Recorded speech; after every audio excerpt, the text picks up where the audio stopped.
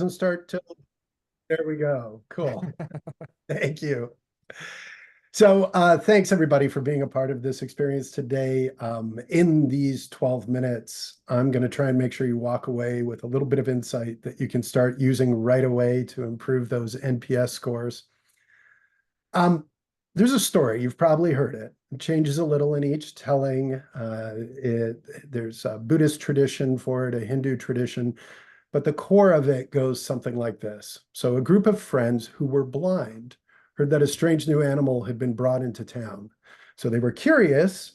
They decided to investigate. They went to visit this animal and they tried to learn about it through touch. So the first person said, feels like a large snake. Another said, this animal is a lot like a tree trunk. And yet another said, this animal is like a big wall. And they continued this way, describing what felt like very different animals until they realized they were all touching different parts of an elephant. You've heard it before, right? Well, two things are more true than ever today. So first, customer relationships are big and complicated. And second, tasks are narrow and specialized. And the result is we get to know smaller and smaller parts of the whole, and it's increasingly difficult to see the full picture.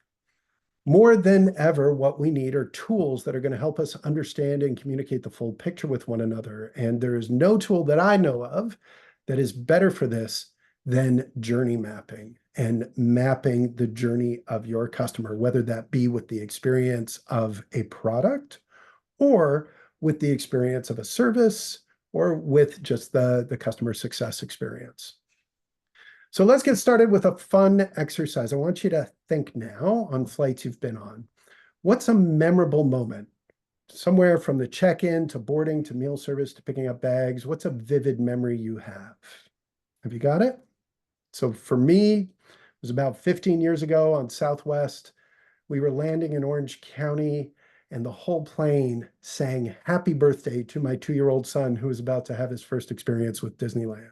So that was pretty cool. Now, if I were to rate that experience, and I would ask you to rate the experience as well on a scale of 1 to 10, 10 being the best experience of your life, where would you rate it? And for me, that experience was pretty great. So I'd give it about an 8. But notice something really interesting here. The things you're most likely to remember are not the things you spent the most amount of time doing. You may have spent the most amount of time waiting to check in and then to board, sleeping, watching a movie on the flight. But when you reflect on the experience, that isn't what comes to mind. No, you actually tend to remember your most positive and your most negative experiences. And those specific experiences color your memory of the entire event.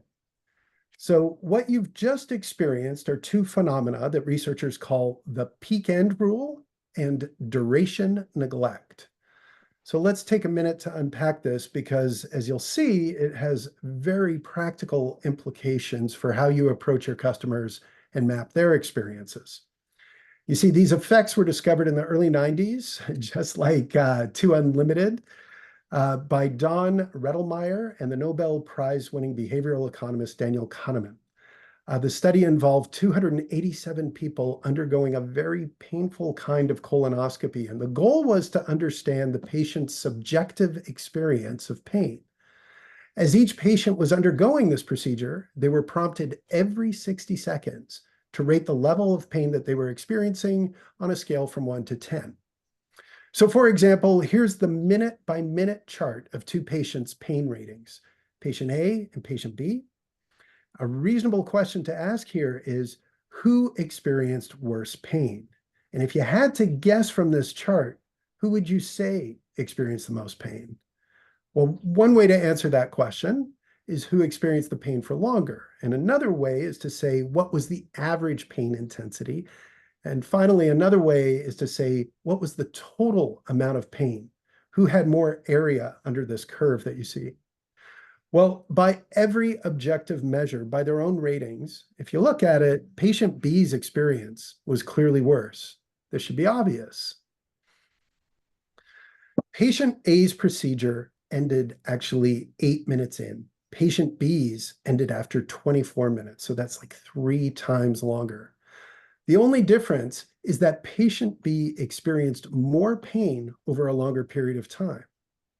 So then what would you expect to happen when, after the procedure, you ask each patient to rate how much pain they felt, how they remembered it?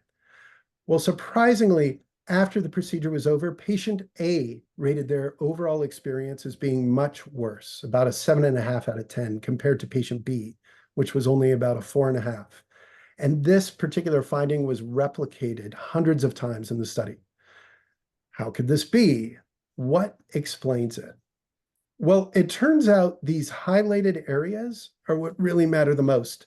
Patient A experienced less pain for less time, but it doesn't matter. Their procedure ended at a really painful moment, whereas patient B's experience ended at a relatively pain-free moment.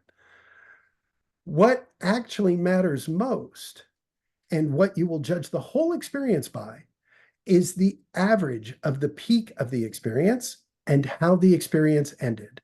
And that's why it's called the peak end rule.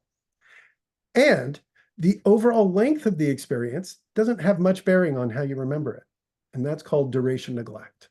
So these findings have now been replicated in dozens of studies, different contexts, and they don't just apply to negative peaks or painful experiences. They also apply to positive peaks.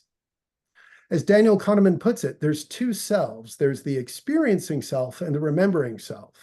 So the experiencing self is the person who's going to wait an hour in line at Disney in the hot sun.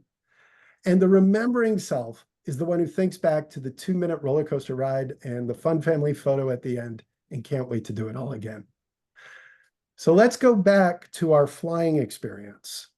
If we look at the collection of different activities that happen, if we were to like map out our most memorable flight experiences, we'd be able to see they correspond to steps in the customer journey. They happen in a sequence. And what we can do now is start to map out these experiences and lay out all the steps that happen before and after the other steps, according to a few major phases. And here are the phases. First, there's the engagement phase. That's where the main action is happening. In your scenario, what you would consider the core experience. So like here, it could be everything that happens on the flight between boarding and then landing. Then there's the question of how do you enter the experience? When would you consider it finished? So how do you exit that experience? Now you could stop here, but the most magical and overlooked opportunities lie just before or just after this area. You just zoom out a little bit further on this journey and consider what happens before the entry when the experience sort of first enters a customer's awareness, and what happens in the aftermath of this experience. As we look across this journey, let's recall the peak end rule.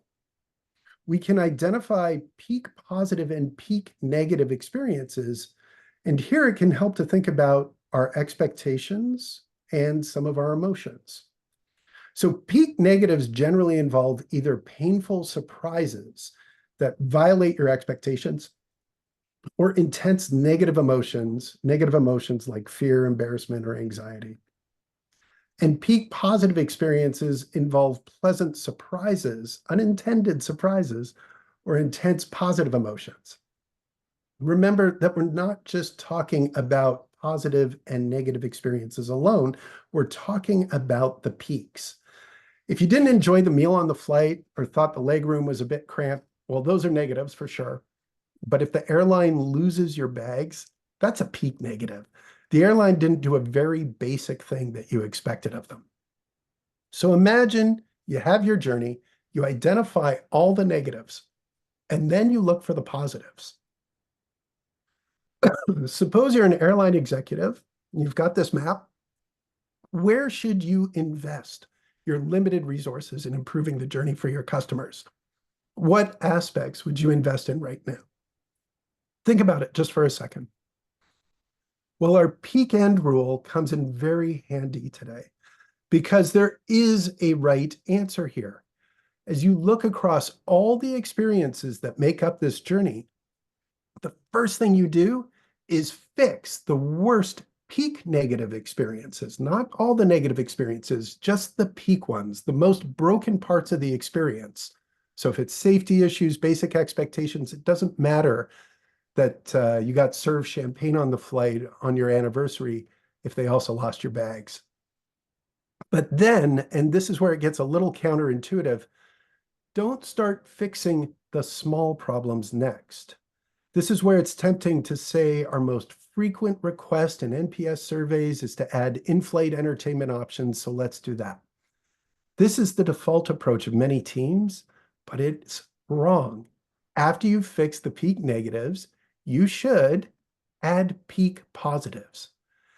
You wouldn't tell your family on the drive home from the airport about the extra half inch of legroom that you had, but you would tell them about how the flight attendant sang the safety announcement. And that's actually a simple litmus test you can use for peaks. Would you tell your family and friends about this after it was over? Finally, remember the end of the peak end rule, right? A simple rule is to invest a little extra into fixing bad peaks or adding good peaks in the exit phase of the journey, because it has such a huge impact on how you remember the whole experience. So as we get to our mural board, we're going to be asking, where in your work or life would you love to fix a peak negative or build a peak positive experience? How could you see it applied in business and in specifically the customer service or customer success experience?